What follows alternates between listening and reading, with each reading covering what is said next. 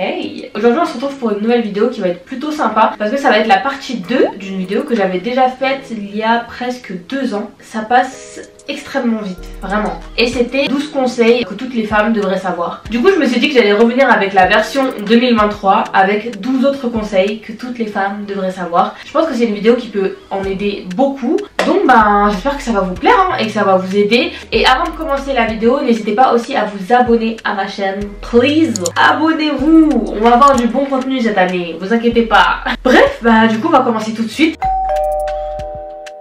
Mon premier conseil, je trouve que c'est un conseil qu'on ne donne vraiment pas assez alors qu'il est hyper important, et c'est de faire un bilan annuel sur votre santé. C'est-à-dire vérifier votre taux de fer, votre taux de vitamine D, voir vos carences, enfin tout ça en fait. Parce que je trouve que nous, tant qu'il n'y a pas quelque chose qui se voit de l'extérieur, tout va bien. Alors que non, et justement ça peut régler tellement de problèmes juste en faisant un check-up en fait. Moi par exemple j'ai fait un bilan il n'y a pas longtemps et j'ai vu que niveau fer, j'étais vraiment à la ramasse. Niveau vitamine aussi, enfin bref, et si j'avais pas fait ces tests là en fait j'aurais jamais su, je me serais peut-être fiée à ma fatigue, mais c'est même pas assez en fait pour faire des tests, parce que parfois tu te dis bon t'es juste fatigué et voilà ça va passer, alors que non, c'est vraiment un red flag. Faut savoir s'analyser en fait, et même quand tu t'analyses de vue comme ça et que tu vois qu'il n'y a rien, il faut quand même faire ce bilan en question, parce que tu peux pas tout voir en fait toi-même. Et le problème c'est qu'il y en a beaucoup qui vont dire oui mes cheveux ne poussent pas, ou ma peau si, ou mon poids ça aussi, et qui vont les régler d'une manière externe, c'est-à-dire mettre des crèmes pour les cheveux,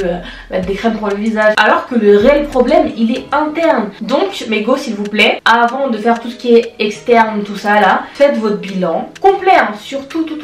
Si vous avez des carences justement, vous allez les régler, et ensuite vous voyez tout ce qui est externe, parce que sinon ce que vous faites ça sert presque à rien en fait. C'est comme remplir un verre d'eau troué, voilà, ça n'a aucun intérêt et c'est une perte de temps pour vous et d'énergie. Donc vraiment pensez-y. En plus là c'est le début de l'année 2023, tu connais, nouveau départ et tout, justement profitez-en, faites votre bilan, et de toute façon comme on dit dans la vie, mieux vaut prévenir que guérir. Ensuite j'en viens justement à un autre point niveau cheveux, c'est les compléments alimentaires, parce que ça c'est aussi hyper intéressant quand tu as envie de te booster ou d'améliorer quelque chose chez toi. Et justement je vais en profiter pour vous parler des compléments alimentaires de chez Luxéol. Donc cette vidéo elle est sponsorisée et je suis super contente de vous en parler parce que ça fait partie aussi de mon mood à moi, genre de la nouvelle année, commencer sur des bonnes bases, parce que moi justement cette année j'ai beaucoup fait de plaquage, beaucoup fait de coiffure et tout, avec les fashion week, les machins. Donc mes cheveux ils se sont un peu fragilisés, et c'est pour ça que j'ai décidé de me remettre aux gummies et de prendre ceux de Luxéol. Donc là c'est les gummies Force et Croissance, je les aime trop. Là je suis à peu près à la moitié de la boîte, mais j'avais déjà testé une boîte, c'était il y a 3 mois, quelque chose comme ça. Donc là j'ai décidé de faire 3 mois, et justement ces gummies ils vont aider à faire croître vos cheveux et surtout maintenir leur bon état, vous voyez ce que je veux dire. Et franchement déjà quand j'avais fait 1 mois, j'avais senti que ça aidait vraiment mes cheveux, et justement là j'ai hâte de voir ce que ça va donner avec les 3 mois en plus. Et du coup ces gummies ils sont à base de prêle des champs, donc justement la prêle des champs elle va favoriser la croissance de vos cheveux, améliorer leur état, favoriser leur fortification aussi, donc ça hyper important, et moi j'en ai trop besoin. Et aussi vous avez du zinc et du sélénium qui vont maintenir en fait l'état de vos cheveux et de vos ongles, voilà. Donc voilà, c'est vraiment pour ça que c'est les gummies Force et Croissance. Après vous avez d'autres gammes de gummies, par exemple pour la pousse des cheveux et tout, vous en avez aussi en gélule, mais moi je préfère largement les gummies. En plus je trouve ça hyper bon, sachant que c'est sans sucre, ça a un petit goût de framboise acidulé, franchement j'aime trop, genre ça fait partie des gummies que je préfère, genre trop bon. Donc voilà, vous en prenez 2 par jour et c'est carré. Et sachez que c'est fabriqué en France, c'est vendu en pharmacie, donc vous pouvez vraiment y aller les yeux fermés. Et d'ailleurs j'ai aussi leur sérum pousse, donc pareil, fabriqué en France, vendu en pharmacie, et c'est cliniquement prouvé que ça agit sur la pousse, donc franchement ça c'est super bien, parce que concrètement en fait le sérum il va réactiver la croissance de vos cheveux déjà existants quoi, et si justement vous avez besoin d'un coup de boost, ça peut être top vraiment. Et moi ce que j'aime bien c'est l'appliquer sur les tresses collées, parce que je trouve qu'on a encore plus accès aux crèmes, c'est encore plus simple d'utilisation. En tout cas pour l'instant j'en suis satisfaite, mais je vous dirai encore plus de nouvelles plus tard, vu que vous savez les résultats c'est vraiment sur le long terme. Là je suis sur la bonne voie pour d'être ça en fait. Du coup si jamais ça vous intéresse, vous avez moins 30% sur le site hors box Luxéol avec mon code ONESHAI. Donc voilà, je vous mettrai le code en barre d'infos.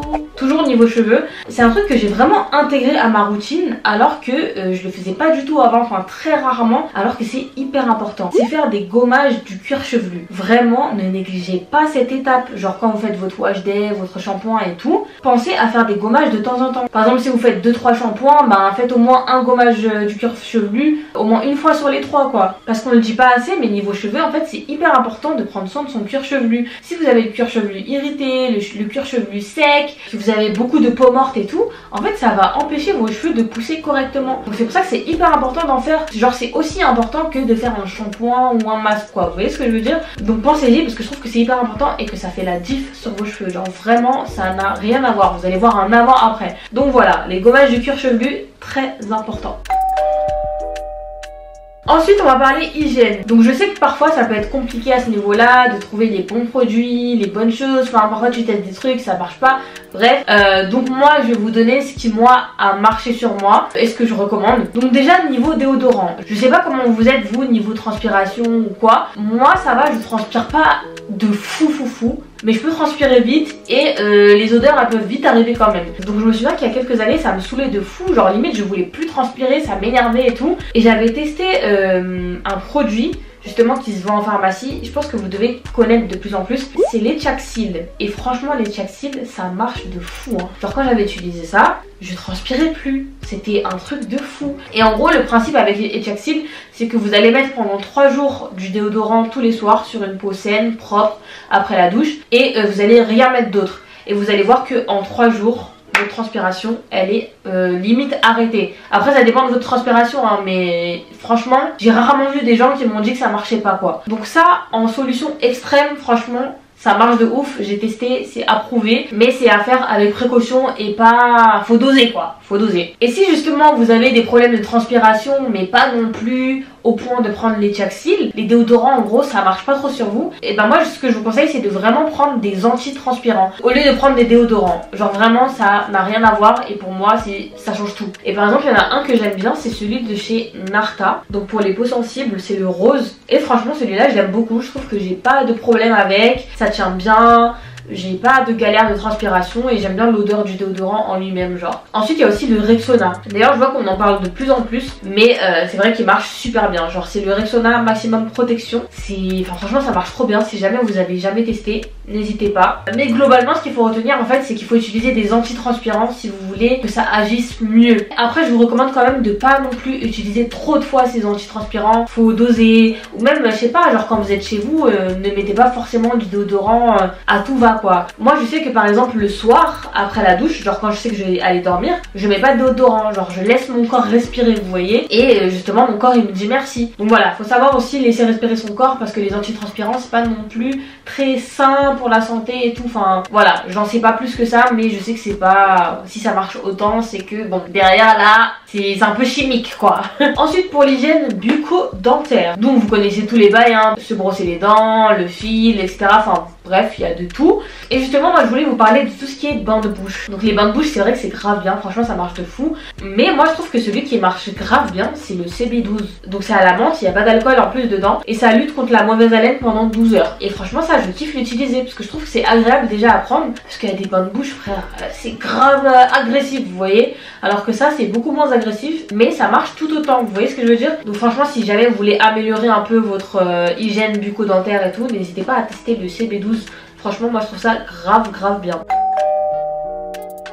Ensuite là on va passer à tout ce qui est skincare, enfin soins du visage et tout. Et le conseil que j'ai à vous donner et qui change tout je trouve, c'est d'arrêter de se nettoyer le visage le matin avec un nettoyant pour le visage. Donc là vous allez me dire mais c'est bizarre, enfin c'est sale, tout ça. Non déjà non c'est pas sale. Et c'est hyper important de faire ça parce qu'en fait finalement vous n'avez pas vraiment besoin de nettoyer votre visage le matin. Parce que du coup ce que vous allez faire c'est que vous nettoyez votre visage le soir quand vous faites votre routine du soir. Donc votre peau elle est propre, ensuite vous allez dormir et quand vous dormez justement en fait tout se régule. Niveau sébum, vos cellules elles se renouvellent, enfin en fait tout se remet en place. Et vous en fait le matin quand vous allez prendre votre nettoyant là, faire tcha tcha tcha tcha tcha tcha, vous allez tout gâter en fait. Justement vous allez encore plus irriter votre peau et vous allez gâcher tout le travail que votre peau a fait elle-même le soir. Donc en fait le mieux à faire c'est de laver son visage à l'eau le matin et vous faites votre routine habituelle. Donc vous mettez votre petite crème hydratante, votre sérum, enfin peu importe, et vous nettoyez votre visage uniquement le soir. Et vraiment moi je vois une diff sur ma peau parce que je sentais même que parfois quand je nettoyais mon visage j'avais l'impression d'agresser ma peau. Et en fait bah c'est réel. Quand tu te renseignes tu te rends compte que bah oui en fait faut pas faire tout ce qu'on nous dit finalement tu vois. Et c'est pas nécessaire. Parce que encore vous nettoyez le visage le soir, ça oui c'est compréhensible parce que toute la journée vous êtes sortis, il y a eu de la pollution, des bactéries et tout, donc vous nettoyez tout ça quoi. Mais le matin, il n'y a rien qui vous a agressé. Après évidemment, il faut bien changer vos têtes d'oreiller. Hein. Finalement c'est ça qui peut faire que vous avez des bactéries etc. Donc ouais, si vous changez vos têtes d'oreiller, que vous nettoyez votre visage le soir, bah il n'y a aucune raison en fait que vous nettoyez le visage le matin. Donc voilà. Du coup, soit vous lavez votre visage à l'eau, ou soit vous mettez des pchites d'eau thermale. Donc je sais que Uriage ils font des trucs comme ça, des sprays d'eau thermale. J'en ai un de chez eux. Et même si vous avez la peau grasse ou quoi, c'est vraiment, j'ai vu plein de témoignages sur plein de peaux. Et il y en a plein même qui ont la peau grasse et qui ont la peau moins grasse grâce à ça. Ça fait beaucoup de fois le mot grasse là. Hein. Mais vous avez capté, donc franchement, testez et vous verrez par vous-même si ça marche ou pas. Après je sais que pour les peaux acnéiques c'est pas forcément recommandé. Il faut quand même que vous nettoyez votre visage le matin et le soir parce que vous avez d'autres besoins au niveau de la peau et tout. Mais en tout cas si vous n'avez pas la peau acnéique, normalement vous devriez ne pas nettoyer votre visage. Donc voilà. Ensuite un autre point justement sur l'hygiène du visage, un truc à ne pas faire parce que je sais qu'on peut grave se faire matrixer par Instagram et tout, mais il faut surtout pas reproduire ça. C'est, vous voyez tous les produits là qui ont les pipettes là, les sérums, les Kang, genre tu appuies ici, tu colles ça sur ta joue et tout, papa. Et bah ça justement c'est à bannir, il faut absolument pas faire ça. Quand vous avez un produit avec une pipette, vous pompez et justement vous laissez tout sur votre main, pas sur votre visage directement parce qu'en fait quand vous allez coller la pipette sur votre visage, vous allez mettre des bactéries bêtement sur votre visage. Après vous allez remettre la pipette dans le produit. Enfin bref, en fait c'est un cercle vicieux qui fait que vous pensez bien faire mais au final c'est gâté. Donc le mieux à faire quand vous avez des produits à pipette, oui je sais c'est tentant de faire les meufs instagrammables et tout, mais le mieux c'est de faire ça sur votre main, de réchauffer le produit sur votre main et de l'appliquer. Ensuite toujours pour le visage, là on va parler des lèvres. Il y a des produits pour les lèvres que j'aime trop, c'est les masques pour les lèvres. C'est incroyable, genre vraiment tes lèvres après elles sont douces, elles sont toujours hydratées et tout. Et moi ce que je fais justement c'est que les masques pour les lèvres je les utilise presque toute la journée en fait. Je sais j'abuse, mais justement vous avez des produits qui proposent ça. Par exemple j'ai le Jelly Glaze de chez Tarte, c'est un masque jour ou nuit pour les lèvres. Donc moi je le mets le jour et la nuit, et franchement j'aime trop parce que ça vous laisse les lèvres toujours hydratées, toujours glossy et tout. Carrément je mets plus ça que mes routines de lèvres normales genre. En plus celui-là par exemple il est un petit peu rosé donc ça vous donne un effet rose sur les lèvres. Donc franchement ça j'aime trop et ça va protéger vos lèvres. Donc n'hésitez pas à vous en procurer parce que c'est trop bien. Il y a aussi ceux de chez La Neige qui sont super bien et voilà. Ensuite là on va parler de tout ce qui est intimité, hygiène intime et tout. Alors par contre ça je sais plus si je vous l'ai dit mais je pense pas. Pour celles qui sont sexuellement actives, n'oubliez pas, en tout cas essayez au maximum de faire pipi après votre rapport. Genre c'est hyper important parce que vous pouvez attraper une infection urinaire. Et moi c'est vrai que ce conseil je le connaissais mais je me disais bon bah si j'ai pas envie de faire pipi bah je peux pas, enfin tant pis quoi. Mais le jour où j'ai attrapé mon infection là, c'est là j'ai compris. C'est là j'ai compris. Parce que ouais du coup j'ai attrapé une, je crois que c'est une cystite du coup. Et c'était horrible. En fait ce que ça va vous faire c'est que vous allez avoir le ventre déjà qui est hyper lourd. Enfin je sais pas comment vous expliquer mais vous n'êtes pas à l'aise. Et vous allez avoir l'impression d'avoir envie de faire pipi toutes les 2 minutes. Mais même ça c'est pas assez. Toutes les 2 secondes. Genre en même pas 1 heure je pouvais aller aux toilettes 10 fois. Et le pire du pire c'est que quand tu vas aux toilettes ton pipi il sort à peine. C'est des toutes petites quantités de pipi. Du coup t'es là, t'as envie de faire pipi mais du coup t'y vas et t'as presque pas envie. Il y a un tout petit peu qui sort, tu retournes. Ah c'est horrible, genre vraiment quand t'es allongé comme ça tu sais que dans 2 secondes tu vas avoir envie de faire pipi et que tu vas rester aux toilettes à galérer à faire pipi. Enfin franchement c'est horrible. Donc vraiment ça m'a appris que non c'est réel, faites pipi parce que ça peut s'attraper hyper facilement. Genre vraiment c'est tout bête en plus hein, comme truc hein, une infection urinaire. Mais moi en tout cas depuis que j'ai eu ça je blague plus. Même s'il faut se forcer à aller aux toilettes, il faut se forcer. Ensuite une autre découverte que j'ai fait cette année pour tout ce qui est hygiène intime, c'est le ramaré. Donc les feuilles de vétivier. Incroyable, franchement ça c'est incroyable. Ça ressemble à ça, je sais pas si vous connaissez, c'est des branches en fait que vous faites bouillir dans de l'eau et littéralement ça va vous nettoyer votre organisme, ça va enlever vos douleurs de règles, ça va vous aider à avoir moins de pertes. Enfin franchement en fait c'est un produit magique limite, genre vraiment c'est trop bien. Et ça c'est un produit qui est utilisé en Afrique de l'Ouest généralement, mais là ça commence à se démocratiser. Donc si jamais vous connaissez pas, moi je vous en parle parce que je trouve que c'est hyper bien. Moi par exemple j'ai ceux de la marque Wheat Thé, donc c'est trop bien parce qu'en plus elle les aromatise.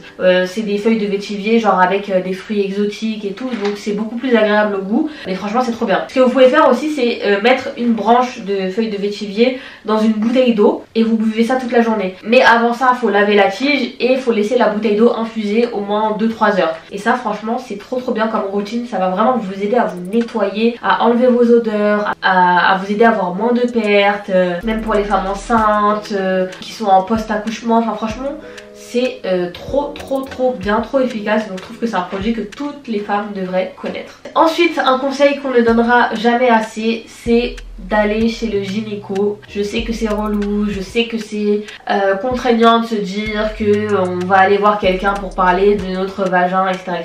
Mais c'est trop important et surtout qu'en plus vous n'êtes pas forcément obligé de vous faire directement toucher ou quoi hein. Parfois il suffit de discuter avec et tout et vous n'avez pas forcément besoin de vous déshabiller, même s'il y a des moments où ce sera obligé. Par exemple pour celles qui vont bientôt avoir 25 ans comme moi, n'oubliez pas de faire votre frottis, c'est hyper important, c'est à partir de 25 ans qu'il faut faire ça. En fait vraiment avoir des routines de soins, de prévention pour soi-même, parce que si vous le faites pas pour vous-même, personne ne va le faire pour vous. Et combien de femmes n'allaient pas chez le gynéco et apprenaient des années après qu'elles avaient un gros problème ou cette maladie-ci ou ça.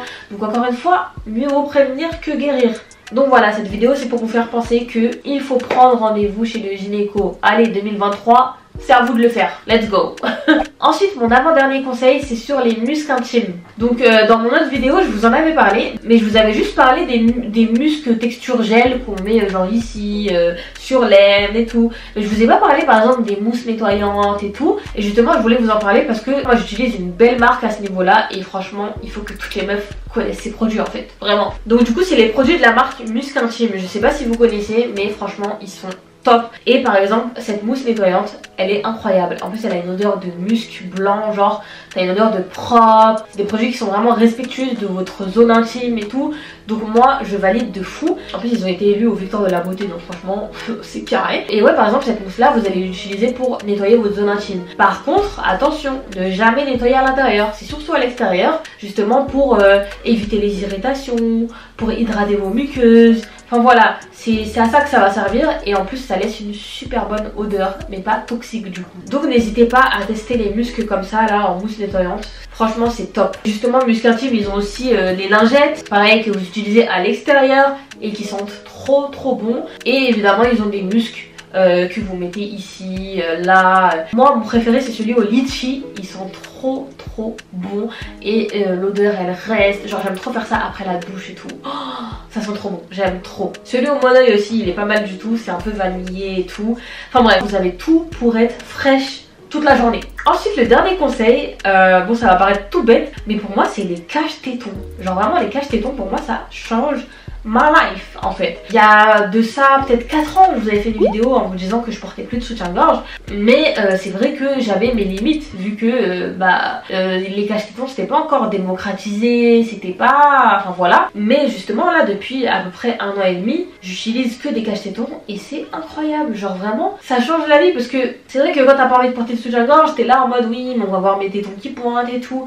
alors que là avec les cache-tétons t'es tranquille et vraiment ça me permet en fait de porter le moins possible de soutien-gorge et je trouve ça incroyable, je trouve ça trop bien. Franchement testez, en tout cas si vous êtes à l'aise avec le fait de ne pas porter de soutien-gorge, testez le fait de mettre des cache-tétons, franchement ça va vous changer la life et ça va vous aider dans votre processus d'éviter de mettre des soutien-gorge etc. Donc voilà franchement les cache-tétons ne négligez pas, c'est trop bien. En hiver, en automne, en été, partout c'est trop bien. Par contre en été non, j'avoue que c'est un peu plus galère parce que quand tu transpires ça a tendance à glisser. Mais en tout cas ça reste un incontournable pour les meufs. C'est vraiment les cache-tétons comme ça là, tout rond en silicone là. Ça, trop bien, c'est trop bien. Après parfois il se peut que vos cache-tétons se voient quand même à travers les vêtements parce que parfois il y a des vêtements qui sont trop fins ou quoi, mais c'est quand même rare quoi. Donc voilà. Et je m'en lasse pas, vraiment. les soutiens-gorge, je sais même plus c'est quoi carrément. Donc voilà les gars, c'est la fin de ma vidéo sur mes petits conseils. J'espère que ça vous a plu, que ça vous a aidé. N'hésitez pas à mettre des conseils que vous avez aussi en commentaire. N'hésitez pas aussi à voir ma première version justement sur le sujet, parce qu'il y a plein de conseils que j'ai donnés. Donc voilà, abonnez-vous, likez si vous avez aimé et partagez à vos copines, vos cousines, surtout les plus jeunes qui s'y connaissent pas trop et tout. Je pense que ça peut grave les aider. Et voilà, en tout cas n'oubliez pas que vous restez mes stars, que vous êtes trop fraîches en toutes circonstances et que ces conseils là c'est juste du plus pour vous. Donc en attendant, à la prochaine et prenez soin de vous. Tchuss.